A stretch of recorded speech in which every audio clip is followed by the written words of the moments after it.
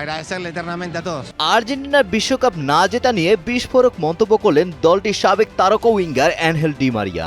Argentina বিশ্বকাপ জিততে না পারলেও অ্যানহেল ডি মারিয়ার চোখে দলের সবচেয়ে বড় অর্জন ছিল সেমিফাইনালে ইংল্যান্ডকে হারানো। তার মতে সেই জয়ই আর্জেন্টাইনদের সবচেয়ে বড় আনন্দ দিয়েছে, তাই তার কাছে বিশ্বকাপও শেষ হয়ে গেছে ওই ম্যাচেই।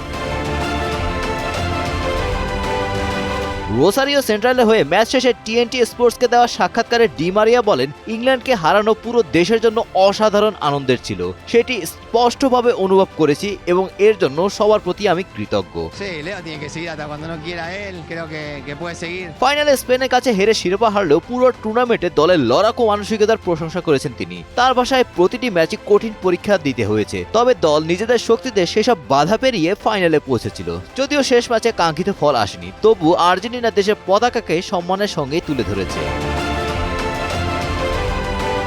ফকল্যান্ডের ইস্যুতে দুই দেশের দীর্ঘদিন রাজনৈতিক বিরোধের প্রেক্ষাপটে ইংল্যান্ডের বিপক্ষে জয়কে বিশেষ তাৎপর্যপূর্ণ বলে উল্লেখ করেন ডি মারিয়া। তার মতে সেই জয় ছিল আর্জেন্টিনার মানুষের সবচেয়ে বড় প্রাপ্তি। এদিকে লিওনেল মেসি ও কোচ লিওনেল স্কালোনির ভবিষ্যৎ নিয়েও আশাবাদী তিনি। ডি মারিয়ার বিশ্বাস, মেসি যতদিন ইচ্ছা জাতীয় দলে খেলতে পারবেন এবং স্কালোনি আর্জেন্টিনার দায়িত্ব থেকে নতুন প্রজন্মকে এগিয়ে নিয়ে যাবেন।